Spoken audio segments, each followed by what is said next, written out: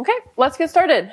Today we're going to be talking about exploration. We're going to be starting by talking about exploration in kind of standard reinforcement learning settings, actually primarily in Bandit settings, and then how that might translate to robotics and large language models. And then we're actually going to revisit some of the meta-learning topics that we talked about on Wednesday, and revisit how we might effectively learn how to explore in meta-RL settings. So what is the exploration problem? If we apply reinforcement learning to some problems, we're able to solve them quite well. So for example, if we try to train a reinforcement learning agent to play Breakout, where the reward is the score of the game, you get a pretty performant player that's able to get a high score. But if you instead try to train a reinforcement learning agent to play a game like this one on the right, which is called Montezuma's Revenge, it's really, really hard for reinforcement learning systems to play. Now, why is there this difference? So in the second game, you can get a reward if you get a key. Kind of intuitively, if you're getting a key, that's useful for being able to progress. Opening a door is also useful. And if you, there's this kind of skull that's rolling around, and intuitively, we as humans know that that's probably something you might want to avoid. Likewise, falling off of a ledge might be something that you'd avoid, but these are things that the agent doesn't know itself. And in general, kind of completing the game, like these are kind of very sparse, discrete events, and completing the game only weakly correlates with those rewarding events. And so it actually, and each of those individual rewarding events are also kind of few and far between. So for example, at the beginning, the agent isn't getting any reward at all, and it has to figure out how to even get to the key in the first place, which requires quite a long sequence of events. Now, as humans, we kind of know what to do because we understand what each of these sprites in the game mean. But the algorithm really doesn't know that. So if we instead try to imagine ourselves as reinforcement learning algorithms, let's think about through that a little bit. And we can think through that with a game called Mao. It's kind of it's like half a game, half a joke in some ways. You aren't told the rules of the game in advance. And if you break a rule, then you get a penalty. And you don't actually know, you get a penalty, but you don't actually know what the rule is. And you have to discover the rules through trial and error. And when you get a penalty, it's not always clear why you got a penalty. The rules don't actually necessarily make sense to you. And tasks like Montezuma's Revenge are difficult because reinforcement learning methods, they don't know about the rules. They know very little about what's good and what's bad, what they can do, what they can't do. And when tasks become longer and longer, this also makes the problem even more difficult because you have to figure out an even longer sequence of actions that might lead to getting reward versus getting a penalty. And so if you think about kind of what the reinforcement learning agent has to do, reinforcement learning agents are kind of analogous to imagining if your goal in life was to win 50 games of Mao, and you also didn't even know this in advance. You only kind of learn this from actually getting rewards from winning games and getting penalties from losing games. So that's kind of like what the reinforcement learning system that's the difficulty that these algorithms are faced with. It's really, really hard, especially in sparse reward scenarios. Now, if we're to think about this exploration problem, there's a couple different ways of looking at it. One way of looking at it is we want to discover high reward strategies. We want to basically seek out rewards and find kind of sequences of actions that individually those actions may not be rewarding, but when we sequence them together, we're able to find rewards.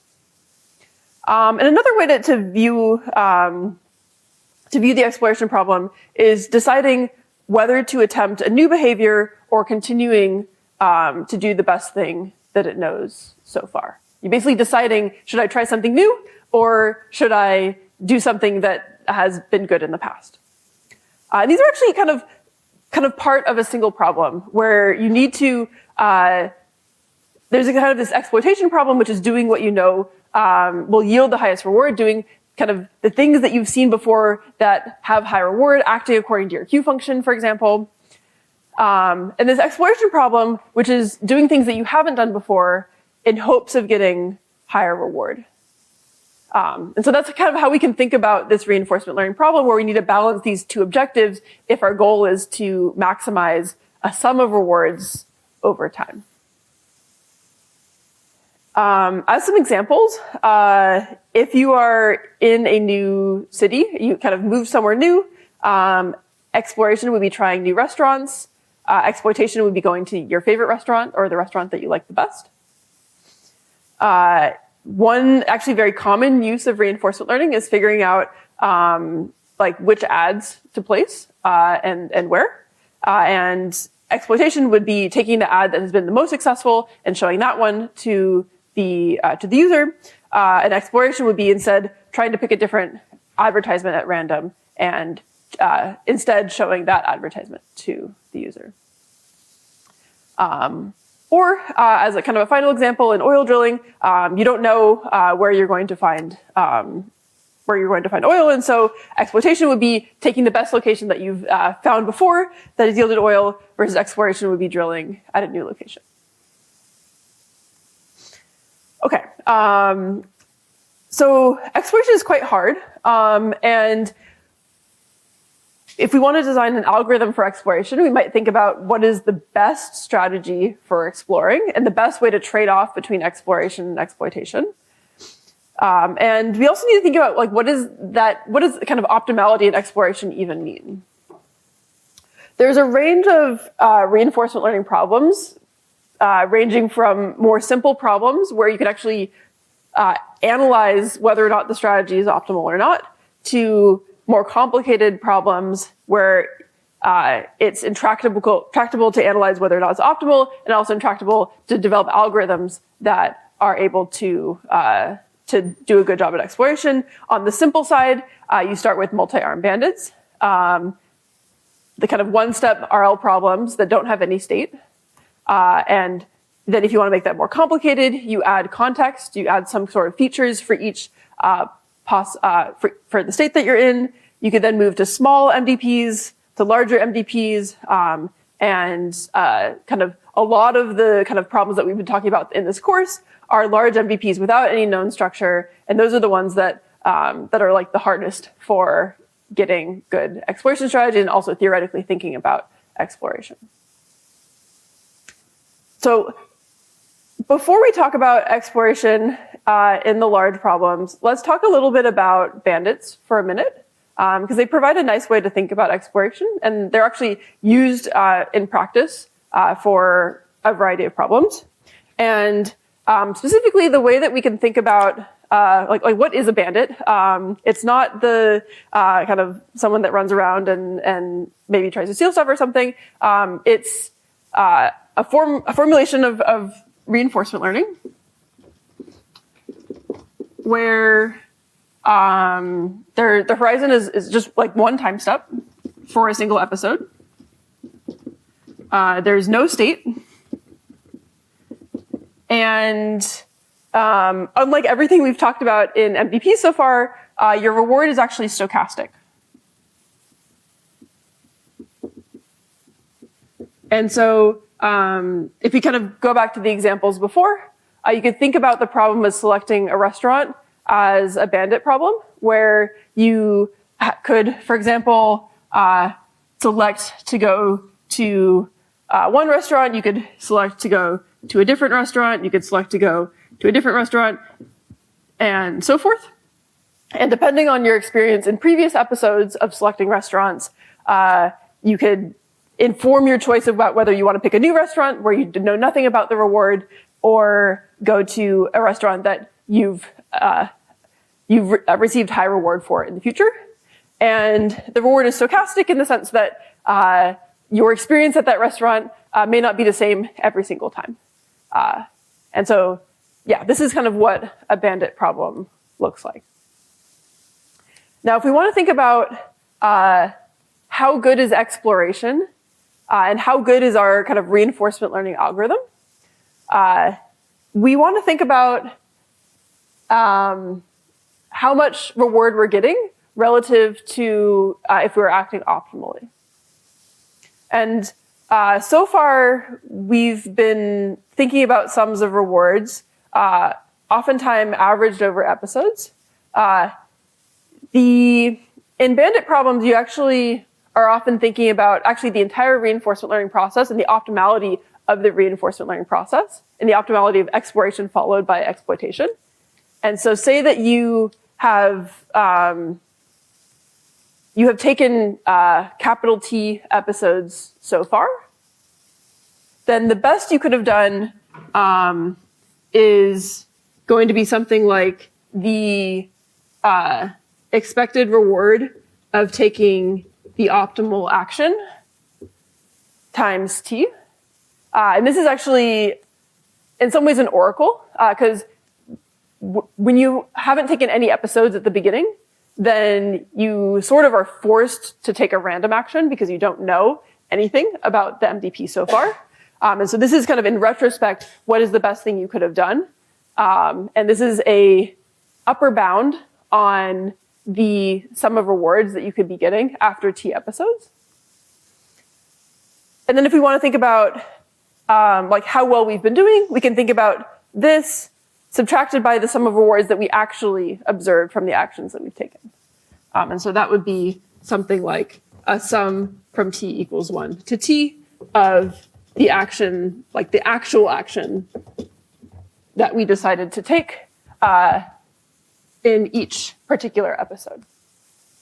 And the gap between these two is going to be measuring kind of like basically a form of optimality gap. And this expression is something that's called regret. And it's measuring like basically how much do we regret taking the action that we did compared to taking the optimal action.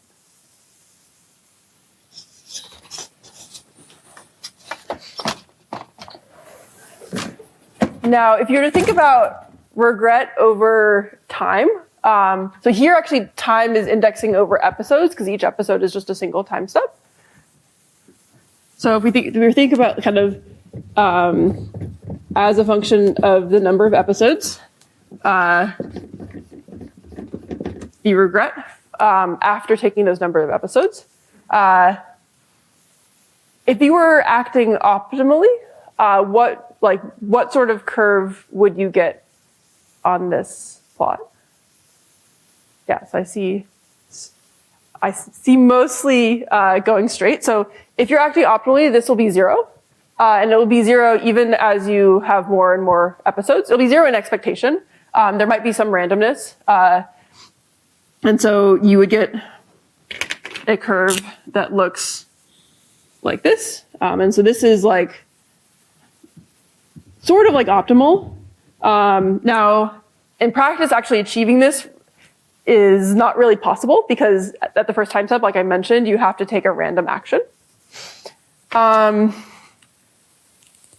does anyone have thoughts on what this curve would look like if you were just taking an episode at random? Yeah, it'll keep increasing, yeah. So if you're taking an episode at random, there will now be a gap between these, and you would be getting a higher reward from taking the optimal action compared to taking that action at random. And if, for example, you were always picking A1, and A1 is not the best action, then after one episode, you would expect to have some kind of non-zero regret, right? So you would have a curve that looks like this. And then if you took A1 again the next episode, then you would then kind of incur the same difference in optimal rewards versus the rewards that you took. And so then this would increase, and you would actually get something that looks linear. And that means that basically every time at every time step, there's a fixed difference between the optimal reward and the reward that you took. And so whenever you get like a linear regret increasing linearly, that means that your algorithm is not actually improving. It's not actually using the exploration to get better rewards. If instead you were, the blue markers never work that well, but we can see. If instead you were actually having an algorithm that is a bit smarter, then you would expect to have sublinear regret. And so you would expect to actually not just linearly increase your regret over time, but actually have this curve look something like this, where it starts looking something more like linear, and then eventually, if you then get to the optimal behavior after exploring, then it flattens out to something like this. And you could imagine that this portion is like you're now in the exploitation phase, and the phase before that is when you're exploring and gathering information about the problem. The question is, to make these curves, are we running the learning process a lot of different times and then averaging? So for these curves, this is actually, each of these curves is just like one reinforcement learning process.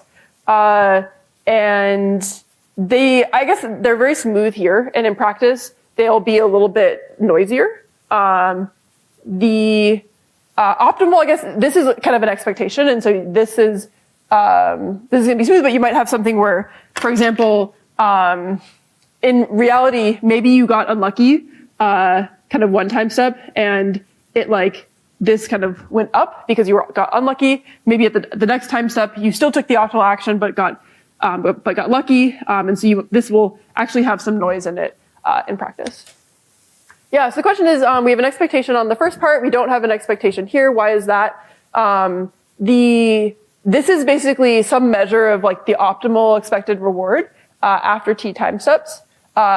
This is actually just like the actual reward that you observed. You could also have an expectation over reinforcement learning runs, and that would then give you like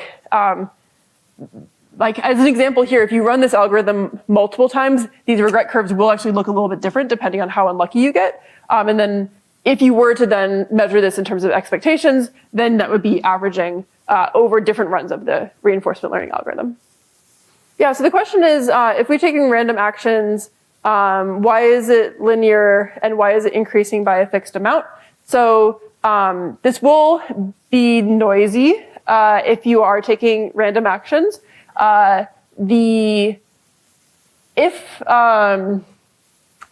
that, so yeah, it will be noisy. If you run it multiple times in expectation, it will be linear. If you have like a deterministic MDP and you always select action 1 through like a very not smart strategy, and the rewards are a bit more deterministic, then you might actually get a curve that looks like this. So the question is, if we're always taking A1, then how do we actually know how to measure this formula? This is not actually a formula that to back up a little bit, this is actually not, this is like what we're aiming to minimize regret.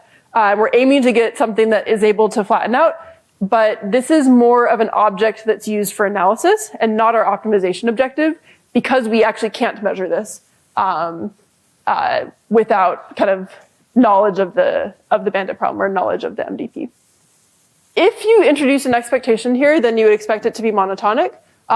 If not, then because the reward is stochastic, you could have scenarios where you say that the best action is like A5, and the probability of getting like good reward is like, I don't know, like 90% of the time, and 10% of the time you get a bad reward, then you're going to see like when you get a good reward, it will actually relative to the expert, which is averaging over that, it will go down. But if you write this as an expectation for the reinforcement learning algorithm, it would be monotonic.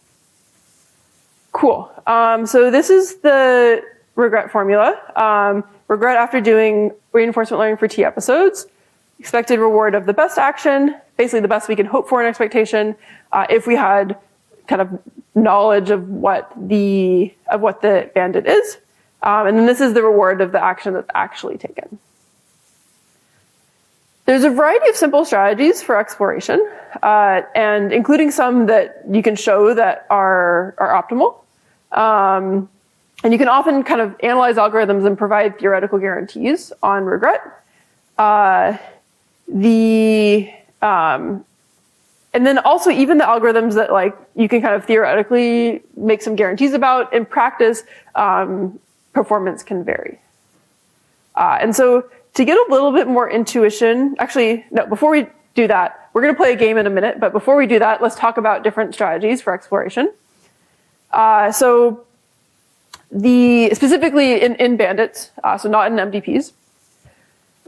So one approach is when you're selecting different restaurants, for example, if you haven't explored a restaurant, then you could choose to be optimistic about that restaurant. And that will incentivize you to explore new restaurants rather than always being greedy with respect to restaurants you've tried before. And so the way this could work is you could track the average reward that you have received in the past for each of the actions. And then if you were to exploit, you would just take the action that has the maximum average reward for the things that you've seen so far. But instead, if we want to actually encourage the algorithm to visit new things, then we could, we still want to visit actions that we think have high average rewards, so that if we go to a restaurant that's really bad, we maybe don't go to it again.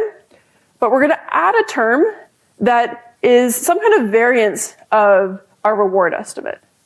This is basically like, if this variance is high, that means that we're uncertain about the reward for that action. And if we're uncertain, then we're going to basically give this sort of bonus, this sort of reward bonus on top of our estimate of the average reward to encourage our algorithm to explore things that are uncertain or things that have high variance. And so the intuition here is that we're assuming that unknown things are going to be good until we actually then observe them. And if we then observe them and they're really bad, then we'll act accordingly. In the future, the variance will go down and the reward estimate will go down. And this is a way to kind of balance exploration and exploitation. Yeah, so the question is, how would you choose in this case an action that you haven't seen before? So if you haven't seen an action before, then your variance estimate will be something like infinite, for example. And then this will encourage it to explore basically all of the actions that it hasn't explored first, at least once. And then from there, your variance estimate, or your uncertainty about an action will go down over time. And yeah, so this is basically, if you haven't done anything before, it will incentivize it to visit that first.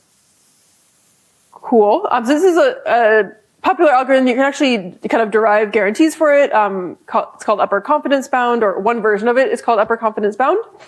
There's another approach that you can also take that is actually harder to show guarantees for, but can work pretty well in practice.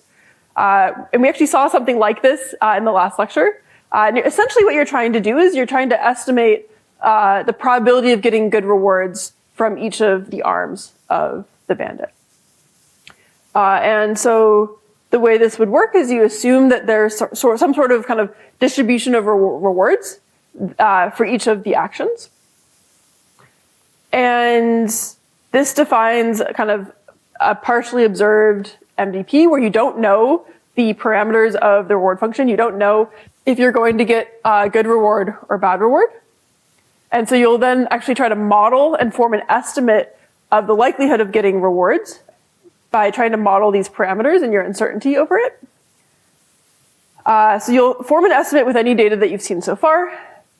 Then you'll actually sample an MDP from your model of possible MDPs of the world. And then you'll take the optimal action, assuming that your sample was correct. And then repeat that process to update your kind of beliefs again, and then sample a new MDP and repeat the process. And we'll kind of walk through an example, but the intuition here is that you can kind of iteratively improve your model of the bandit and act according to one of the models that is covered by one of the potential kind of sets of probabilities that's modeled by your MDP model. One last note, these are actually methods that are widely used and studied in industry for recommenders and ad placement. Everything we've been talking about so far is for these sorts of like small bandit problems, but they are actually quite relevant for a number of practical problems, even when you don't have like longer episodes or episodes with state. And now let's play like a little game to get some intuition for how this works. So here is a little simulation. Say that you are hired as the head of drug development at a prestigious research hospital. Things are going well, and now there's kind of some sort of plague, and you need to figure out what drugs are going to be effective for addressing the plague, and you want to save people's lives by giving them the drug that's most effective. Now, you can recognize this as a bandit problem, where each drug, you don't know how capable it's going to be. And we can say that maybe there's somewhere around 5,000 patients, and there's maybe around 10 different drugs that you're considering. And your goal is to try to understand, try to save lives, try to save as many cumulative lives as possible, but also balancing kind of saving lives right now versus saving lives in the future as you learn information about each of the drugs. Cool. So let's play. Who wants to suggest a drug? Drug 1. Okay. So we see that we prescribed drug 1. The patient lived. So that's good. Who wants to pick a drug? Yeah? 4. Okay. We also see the patient lived. This is good. On a good track. Yeah? 10. Died. Okay. Yeah? 7. Lived. Okay. So 1, 4, and 7 are looking better than 10 right now. Someone else? Yeah? 6. Still exploring. Patient died. 5. Died. Okay. Not so good. Who else? Yeah? 7. Okay. Maybe we want to start exploring. Patient lived again. So that seems like pretty good. Who wants to suggest? Yeah? 2. Patient died. Not so good. Yeah? 7. Okay. Patient lived again. Pretty good. What do we want to do next? 7. Okay. Do we want to keep doing 7? Patient died. Yeah? 8. Patient died. 7. Patient lived. Okay, should we just keep on going 7 at this point? Are we happy with 7? Try 9. Patient lived. Try 1. Patient died. 4. Patient lived. 4 again. Patient died. 9. Patient lived. 3. Patient died. 9. Patient lived. Okay, we like 9? Cool. Maybe let's keep on doing 9. Patient is living a lot. Great. Okay, we have 1 patient die. So let's say that we kind of kept on going with 9 for a while.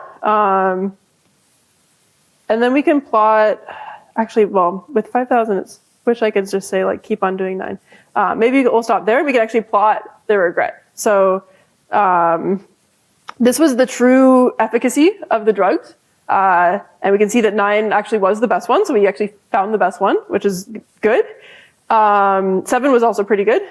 And then we can also plot the number of lives that are saved by different algorithms. And so higher here is better.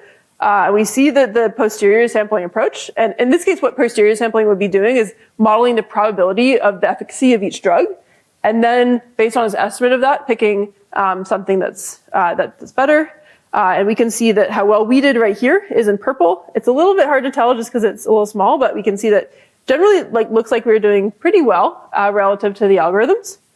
And then you can also plot regret over time. And actually here we can see that we're actually doing better than all the algorithms. So you guys are pretty good. Nice. maybe there's some luck involved there, so this is just a single run. And what these different algorithms are is you see greedy is showing green. Greedy is just picking the best thing you've seen so far. And over time, especially with more and more trials that you might be running, like more and more patients, more and more ad placements, whatever, it's getting a lot worse. In this case, we saw that posterior sampling yellow is like by far the best algorithm. And then the other algorithms, red is showing epsilon greedy, blue is showing UCB, so that's the first algorithm we talked about with being optimistic about uncertain actions. So this is basically showing that kind of the trade-off between different algorithms. One other thing to note that epsilon greedy, it's a bit more greedy, and so we see that when you have fewer patients, it actually is doing better than UCB, but then in the long run, UCB is doing better because it's actually optimizing a bit more for making sure that you're exploring more actions, and so in the long run, it's able to take more optimal actions in the future. Is there a mathematical reason why posterior sampling does better than UCB and epsilon greedy? Yeah, so I don't want to go too much into the math, and actually posterior sampling, for this MDP, you probably could analyze it, but in general, it's actually it can be hard to derive like general theoretical guarantees for it. With regard to epsilon greedy, I guess some of it comes down to that value of epsilon, and then like tuning it to be, and generally with epsilon greedy, you often choose epsilon to be like smaller and smaller over time. And that hyperparameter would probably like drastically impact performance, because at this point in training, if epsilon is constant, you're going to be you're going to be still occasionally taking random drugs. And at that point, you already know a lot about the drug, and prescribing a random drug is a very poor choice. Okay, cool. So if you want to play more, you can, I'll put the website in the slides. Okay, so that's exploration in Bandit. Now, what does this look like for robotics, language models, and larger MDPs? Different people have different opinions on this. I have a somewhat pessimistic opinion on it. And in particular, there's actually a lot of research that try to translate these ideas to larger MDPs. For example, you can try to formulate some estimate of whether you've taken an action or not, and give reward bonuses for novelty, for visiting new states, for taking new actions. And similarly, like posterior sampling, you can try to like figure out kind of models of different dynamics and so forth, and act accordingly. But at the end of the day, when you're in a very large MDP, exploration from scratch is generally intractable. So for example, if you randomly initialize a transformer language model and try to figure out how to make a user happy, or some other reward function like upvotes or something like that, actually like just using upvotes to train a language model from scratch isn't going to work. There's just like the sheer vastness of the possible space of tokens is way too large, at least relative to the patience that most users will have. Likewise in robotics, if you're trying to even just learn how to, I don't know, kind of pour water from one cup to another cup, you're going to be stuck in a realm where you're just kind of randomly moving arms around, rather than actually doing things that are useful if you're starting completely from scratch. Instead, generally what exploration looks like in these larger domains is to rely heavily on demonstrations or on base models that were pre-trained on data and demonstrations.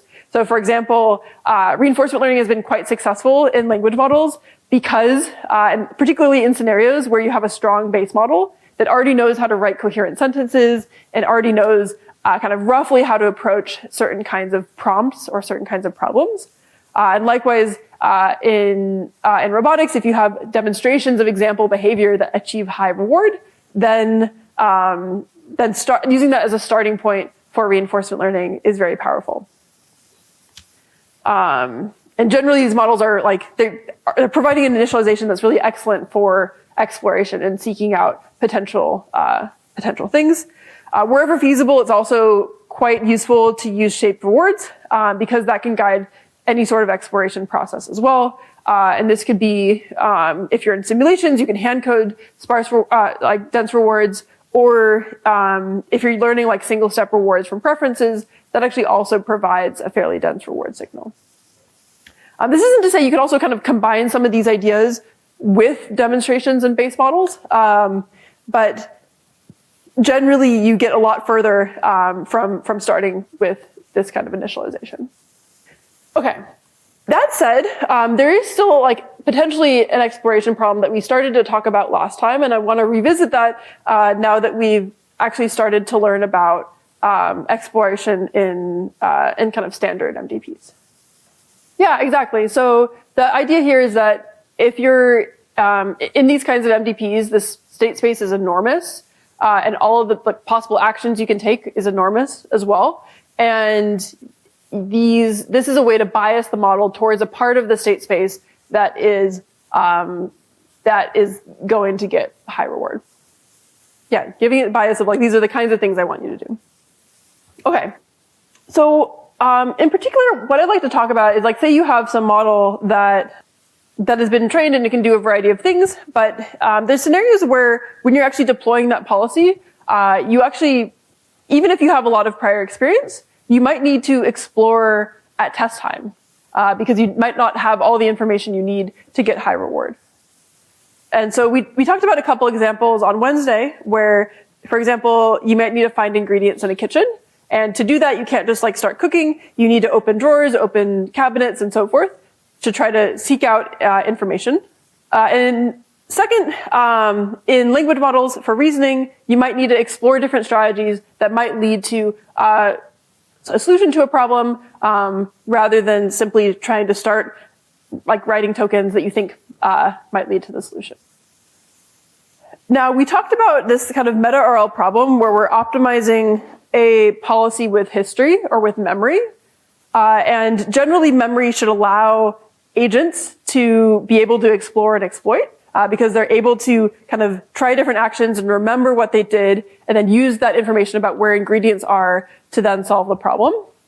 But we talked about how if we optimize exploration and exploitation together with an end-to-end objective, this is hard because we have this chicken and egg problem where if we haven't yet learned how to explore, then we can't actually get high rewards because we haven't found the ingredients. And likewise, if we don't yet know how to solve the task, then we get low reward for any sort of exploration behavior. So there's this coupling problem. And we also talked about some alternative exploration strategies that are easier to optimize, but can lead to suboptimal performance. And what I'd like to talk about is it's actually a method that can both get optimal exploration and exploitation trade-off and also be efficient to train. So it sort of gets the best of both worlds. And the idea for this is actually going to build upon this last alternative exploration strategy. Let's write this right here. So the idea here is that you can try to, for different environments or different tasks, you could try to fit a dynamics model and a reward model, and then try to explore in ways that tell us more information about our model of the environment. And this should incentivize the agent or the policy to actually seek out additional information to explore in a way that's decoupled from executing on the task. And if you do this and you have different MDPs that are correspond to like navigating to different circles, and then you try to incentivize it to take trajectories that lead to a better model of reward and better model of dynamics, you'll actually get a trajectory that looks something like the purple trajectory, where it's explicitly trying to visit states that allow it to learn where the reward function is going to be. This can learn efficient exploration strategies, but it has its downsides and it can be suboptimal in some scenarios. For example, if there's distractors, like if there's like pictures on the wall, for example, then it's going to be looking at all the pictures on the wall to learn a good model of those different environments. So we can build upon this idea and try to learn how to explore without learning a model. In particular, instead of trying to learn a dynamics and reward model, we can instead try to be able to predict what the task is. So we're going to label each task with a identifier mu. This could be either like a one-hot, like an index, or it could be a language description, or it could be kind of some more continuous description of the task, like continuous vector. And then what we could do is we could try to explore in a way that allows us to predict what the task is at hand. So for example, we'll have say that we have two policies, an exploration policy and an exploitation policy. In practice, you could combine these, but it's helpful to think about them as separate. So we'll have our exploration strategy. This is our exploration policy. This is going to produce some experience in a particular task. And our goal is for it to be able to explore, to be able to discern different tasks. And so we could separately train a model that's going to be predicting the task identifier from the experience that we've collected so far. And if we do something like this, then this sort of exploration objective is completely separate from actually executing on the task. The goal here is to be able to predict the task identifier. And then separate from this, we could train a policy that's trying to execute on the task just using the identifier for the task. And this is just multitask learning, or multitask reinforcement learning. And this we can train just with optimizing reward, and it doesn't rely on having good exploration. So here we're able to decouple the objective for execution, so it doesn't rely on exploration, and have an exploration objective just based on identifying the task that isn't dependent on how well you do the task. So on the slides, we'll train a policy and a task identification model so that we collect data that allows for accurate task prediction. And then we'll also train a policy that's conditioned on the task ID in order to maximize reward for each task. So which part of this is the exploration? Is it the model that predicts the identifier? So the exploration is really this policy right here. And this model is actually just going to be used for the reward for this. And so we're going to be, the reward for this policy will be basically how well this model is at identifying the task, or basically the negative error of this task identifier model. Good question. The question is, does this generalize to new unseen task categories? This can actually struggle with generalization. And we'll talk about that. Let's go through meta testing and then we'll talk about that. So this is roughly how training works. And then at test time, if you've trained all of these different things, then you can take your exploration policy, run it to collect experience, then feed that experience into your task identifier model to get a task ID, and then take that task ID and feed that as input to your execution policy to then execute the task. So you'll then explore and then identify the task and then exploit. Now, getting back to that question, the upside of this is you don't need to model dynamics or rewards. You're just like learning this model that's predicting the task identifier. But if the task identifier is just like a one-hot vector, for example, this probably isn't going to generalize to new tasks very well. And we'll see a solution to that on the next slide. The question is, what is the main difference from black box meta RL that we talked about before? We are still sampling different MDPs. The main difference is simply the objective for the exploration part. I guess there's two main differences. One is the objective for the exploration part, and then the second is that here we're going to be maximizing rewards similar to black box meta RL, but we're actually going to be giving it this task identifier so that it doesn't need to rely on exploration or a good exploration strategy when trying to learn how to do the task.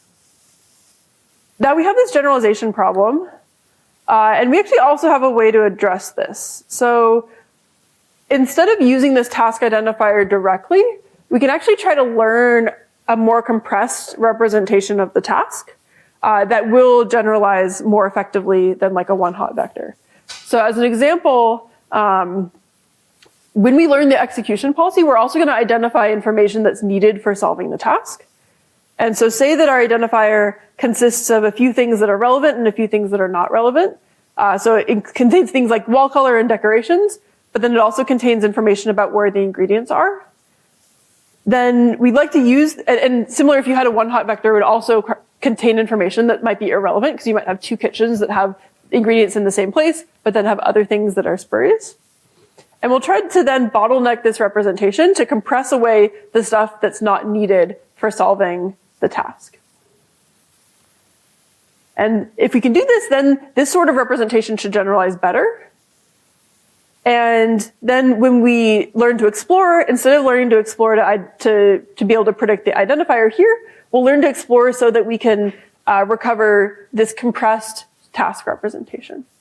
And so try to be able to explore so that you're able to predict what this Z representation for the task is. Now, how do you actually compress representations in neural networks? So before we go into the details of this algorithm, let's talk about that a little bit. So we have our task identifier mu I, and then we'd like to have a neural network that uses that to predict Zi. And then we'll then have a policy that takes this and the state and outputs the action. And if we train this whole thing end to end, it's not necessarily incentivized to actually compress information here, to actually remove information about decorations, for example. So one thing we could do is we could simply add noise to this representation. And so if you take this and instead of feeding it directly here, you could take this output Zi, and then right here you could basically add some noise. So this would, right here, what you're doing is you're adding some noise where the noise is kind of sampled from a Gaussian distribution. And if you add noise, then this is going to discard information because you're kind of corrupting this signal.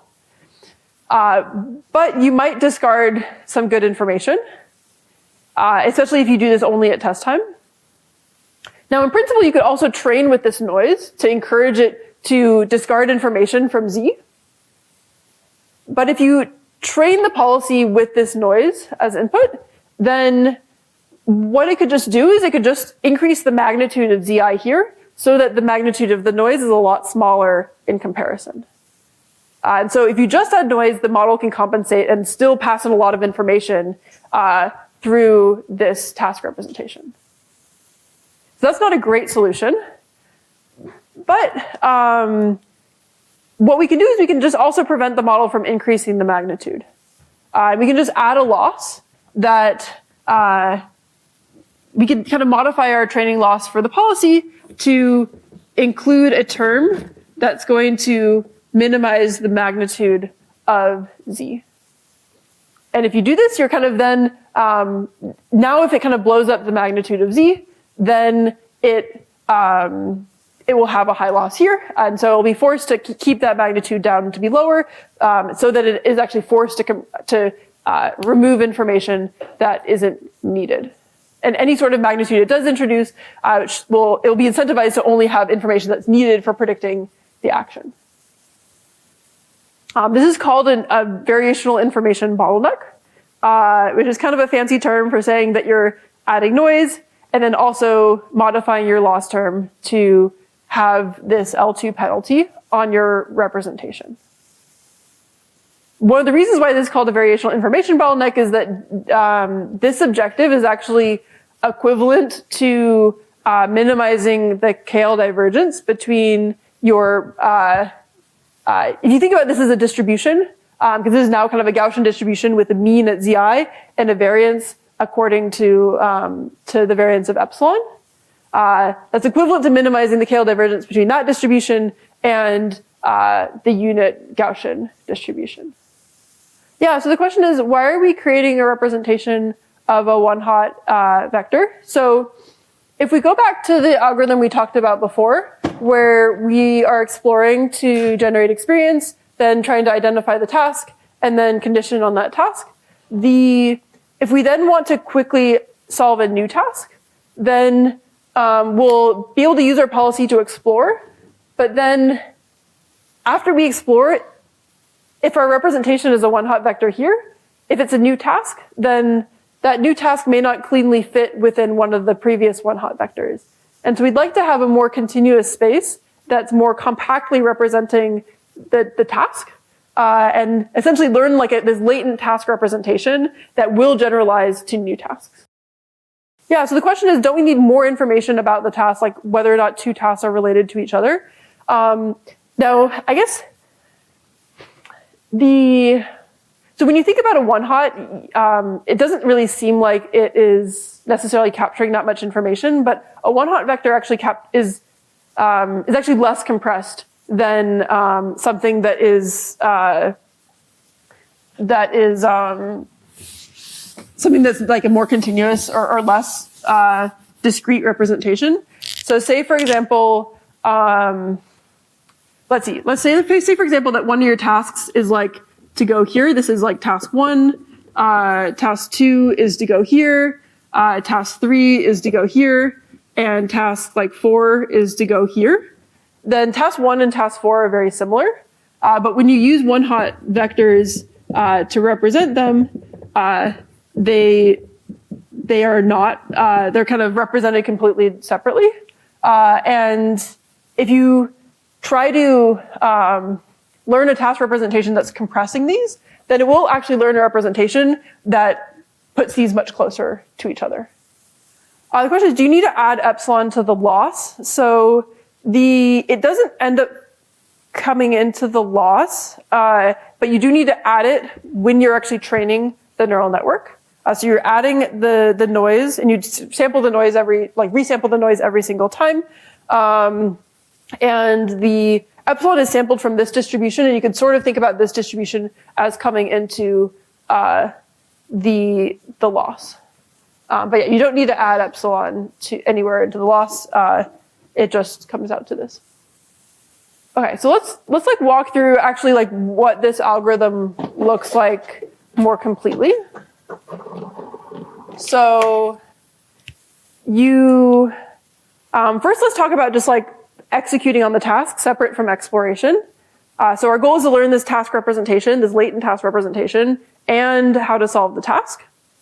And to do this, we're going to have, we have our task identifier, and we're going to have a network that produces Zi. We're going to add noise to get Zi plus epsilon, and then we're going to pass this and the state into this is our execution policy that's going to produce an action. And we can think about this as having two parts. So we have the execution policy right here that takes as input the noisy Zi and the state to produce the action. And then we also have this part right here.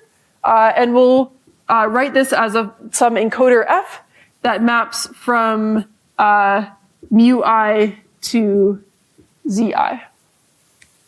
We can write this as a distribution because if you kind of fold this noise into a distribution like this, this will be some distribution that is, let's now call this Z bar. This is a distribution that is a Gaussian with mean of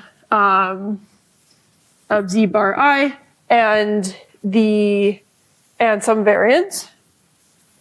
Let's just write it as variance like that. So these are the two things that have parameters, f and pi. And we're going to train both of these neural networks to maximize reward so that we're actually learning a representation such that we can solve the task and predict actions that maximize reward. And then we're also going to add the regularization on Z. And so our objective here will be maximizing the sum of expected rewards under our execution policy.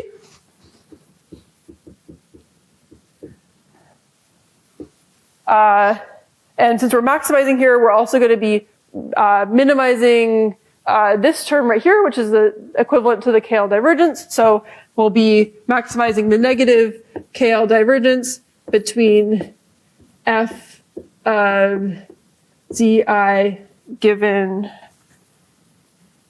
mu I and this unit Gaussian. So on the slides, there's the objective, and this is just trying to solve the task and also learn latent task representation based off of the task ID. It's going to be a vector, so Z is going to be a vector, and so this should be an I. But yeah, it'll be a vector. So the question is, why are we adding this information bottleneck or this KL divergence? The reason is that we want to learn like a nice task representation that's throwing away information. And if we don't add that term, then this Z right here, this representation of the task, might still contain a lot of information that are irrelevant for actually solving the task. And so it might contain, like if, for example, you have two tasks that have the ingredients in the same exact place, but something has changed about the environment, like the wall color is different or different objects are in different places, but those are irrelevant to solving the task, then Z will include those things that are irrelevant. And then when you go to explore, you're then going to be exploring things that are irrelevant to the task. Yeah, so the question is, we are given the task ID during training. We actually don't need it at test time. So what does this look like to generalize to new tasks? When you are faced with a new task, you're going to use your exploration policy to explore and then predict instead of predicting mu I, you're actually going to be predicting zi, your latent task representation, and then feeding that into your execution policy to then like execute or exploit on the task. The question is, can you train the execution policy to attend to the relevant parts? So if you have a really good task representation that doesn't have irrelevant parts of the irrelevant things in it, then you can skip this step and basically like zero out those parts of the task representation. This would be in scenarios where you don't have a one-hot vector, but you already know like maybe one task. Maybe if you have like language strings, for example, and one task is turn left, one task is turn right, another task maybe is the same as turn left. It's like, and you have the task string for it. It's basically the same exact task. Another task is to like move forward. If these are your different tasks, you can get away with like, this is probably already a very compact representation because it's telling you like, are you turning? Are you moving? And so it's already telling you about the relationship between different tasks. And so if your task representation is telling you about those relationships, then, or for example, if you had a task representation that's like, the coordinates of where you're trying to go, then you're going to have a task ID that's very similar between these two tasks. And that will already be quite compressed. In those cases, you can skip this step, because those representations will already, exclude irrelevant information. But then if you instead have a task ID that's one hot or that isn't very informative, then you need to compress that out. And otherwise there isn't like, this is one of the better mathematical frameworks for encouraging it to attend to like the relevant parts. Yeah. I guess in principle, if you had a way to like change the way that this is making decisions based on UI, you might also be able to do that. Yeah, so what's the advantage of outputting a distribution? So the distribution here is what allows us to compress. And so by adding noise or by making this a stochastic neural network, we're able to remove information from it. Whereas if you are outputting, like if you're passing a continuous vector through, there are kind of heuristic ways to try to compress, for example, like by compressing the dimensionality. But you can still pass like infinite information through even like a one-dimensional continuous variable. And so this is one way that can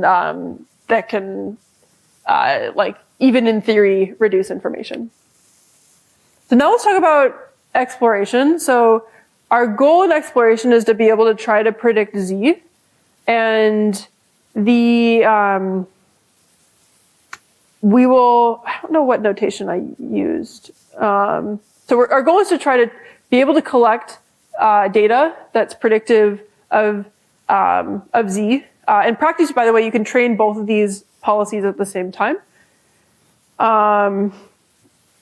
And we need to think about how we would formulate a reward function that encourages it to be predictive of Z. I don't know if, I'll just pick some notation. So say that we have, we're going to be learning some model that's trying to be able to predict Z from the data that we have collected. And if we have some exploration policy that's been exploring, then we need to figure out how to reward it accordingly. And one thing that you could do is you could collect some data, and then at the end of a trajectory, for example, see how well you can predict Z, and then have the reward be the negative prediction error for Z, and then 0 everywhere else. But if we did that, we'd have a very sparse reward. We'd only have it at the end of the trajectory. And what we can do is we could actually like incrementally at each time step look at how much information we're gaining about Z. And that's going to give us a more dense reward.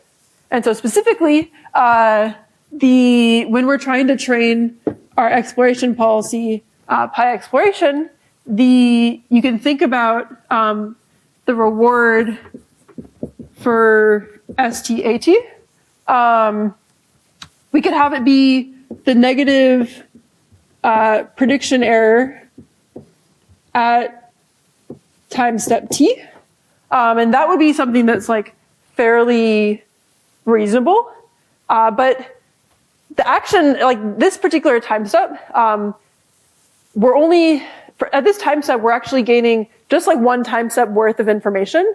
And if we wanted to quantify that information, we could actually look at what was our prediction error at the previous time step and look at the relative like difference in the error at the previous time step versus the error at the current time step. And that's how much information we gained from taking this action. And so we could define the reward to be the prediction error at t minus 1 minus the prediction error at time t. And so how much, and this is something that should be decreasing over time. And this is basically how better are we at predicting Zi at the current time step relative to the previous time step. Where prediction error is something like,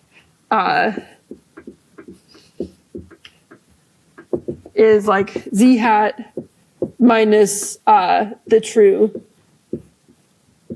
Zi. And so we're training this model. We want this to be kind of per step information gain. And so if we look at all of the states up until the current time step, versus all the time steps up to the previous time step, we can measure this notion of information gain. I guess maybe also to make this a little bit more clear, if this is prediction error at time t, then this means that Z hat is the estimate from predicting Z from the data up until time t. So everything in the trajectory up until time t. Cool. So this has, like many research algorithms, this has a somewhat mangled, forced acronym. So decoupled reward-free exploration and execution in meta-RL or DREAM. And you'll be implementing this algorithm in homework 4. So we talked before about how if you train end-to-end, like if you train meta-RL methods end-to-end, and you're trying to optimize for both exploration and execution, you have this coupling problem. And the benefit is that you can get optimal exploration, and the downside is that you're very, very inefficient. And you can show that this algorithm, under fairly mild assumptions, will actually recover optimal exploration and exploitation. And then if you look at the efficiency, which is where end-to-end optimization struggled, you can think about it, you can construct a simple Bandit problem where Bandit-like problem where you have these different arms, and arm 0, instead of being a typical action, is going to tell you what is the optimal action. And so if you, for example, learn the strategy of taking action 0 and then taking the optimal action, then that's like optimally exploring and then exploiting. And an end-to-end optimization, you can actually like quantify how many samples it needs for the meta-learning process. You get something like a squared log a, where a is the number of arms or the number of actions, whereas the dream algorithm requires only a log a. There's some assumptions here in terms of like using Q-learning, using uniform exploration in the in kind of the outer loop of the algorithm, and you can look at basically the kind of the efficiency, like how efficient is the algorithm. You can see that Dream is able to get is able to kind of reach the optimal behavior in many, many fewer samples than if you're to use end-to-end optimization, which is shown in orange as a function of the number of arms. So as the problem gets more and more complicated, you kind of Dream is able to do kind of far, far better than end-to-end optimization. We can also kind of empirically look at things. So here's an example of a meta-RL problem where different tasks correspond to going to different objects with different colors. And the color of the object is written on the wall. And the agent starts over here, and it needs to walk around the wall, read the color, and then go to the correct object. So it's exploring and then, or seeking information and then exploiting. It gets pixel rewards. And if you compare end-to-end algorithms that are shown here, they really, really struggle to do this sort of end-to-end, like learning to explore problem. If you use one of the alternative strategies that we talked about on Wednesday, you can do better in theory, but you still have a suboptimal exploration strategy. Whereas with this algorithm, you're able to actually learn how to explore, go find the sign, and then go to the correct object by trying to kind of decouple exploration for identifying the task and exploitation of solving the task. Cool. And then you can actually see this. So here's a video of the exploration episode where it's walking around and going to read the sign on the wall in this simple environment. And then after it reads the sign, it's able to go to the blue key. Yeah, that's a great question. So this is, the question is like, this is a setting where like exploration and exploitation, you can kind of first explore and then exploit. You might also have tasks where you need to interleave exploration and exploitation, where you first need to like find some information, then use that to like accomplish a subtask, and then find some exploration again. We have done some work that tries to combine them, and you can, for example, train a single policy that uses the reward to identify the task combined with the task reward. And if you're interested, I can kind of point you to a relevant work there. Okay, so to summarize learning to explore and learning policies that know how to explore, end-to-end can learn optimal exploration and exploitation, but if exploration is hard, it's pretty hard to optimize, and we saw an example of that, where all of the methods were kind of flatlining and not learning good exploration. Alternative strategies are easier to optimize and can be principled, but can also be suboptimal by large amounts and be very inefficient about exploration. And this decoupled approach leads to the optimal strategy. It's also easy to optimize, so it sort of gets the kind of the best of both worlds. It does require this task identifier. You need to at least be able to enumerate your tasks and know which of those tasks you're in And that's kind of the key thing that it's using in order to get the benefits. Cool. We have a little bit of time, and so you can actually, I wanted to briefly talk about one application. So you can take this algorithm and use it in a domain that's a little bit different from what we've seen before. And this domain is trying to find bugs in different computer programs. And in particular, in intro computer science courses, although this is probably applied to other programs as well, it's really cool for students to be able to make computer programs. It's very rewarding for them to write a program as they're learning how to code. Then that creates a program like this. So on code.org, students code up this game called Bounce that looks a bit like Pong, or one side of Pong, where the goal is to hit a ball into the goal. In CS224R at Stanford, students code up Breakout. And so they might code up a program like this. This is an example of a buggy game where the ball actually kind of gets sort of skewered by the paddle. It kind of bounces off the paddle rather than going and losing a point or losing a life. And we can basically treat different student programs as different tasks, where our goal is to explore and find the bugs that might exist. And our ultimate goal is to then be able to provide feedback to the student on the different bugs in their program. One of the other things about this is it's really time consuming for TAs or instructors to actually grade and give feedback on these assignments, because you often end up playing the game in order to figure out and find the bugs. Cool, so we can use MetaRL. We can actually use exactly the dream algorithm and train it to be able to identify different kind of distinguishing factors from different students. And it can learn exploration strategies like what happens if the ball hits the goal. So here it's trying to actually play the game successfully. It can also check and act so that what happens if the ball hits the floor. So it's actually purposely trying to not hit the ball, or also try to hit the wall instead of the goal. And this is an example of a buggy program that creates lots of different balls as soon as the ball hits the wall. And then there was an experiment in 106A 2 years ago in the spring 2023 quarter, where TAs actually used the MetaRL algorithm and the policy to basically grade and pre-populate the rubric for grading. And then they kind of just verified that the rubric answers were correct from watching the videos of the MetaRL agent playing the game. And it led to 44% faster grading and also 6% more accurate grading. And the TAs generally liked using it. They also used it in at least one subsequent quarter because they liked using it so much.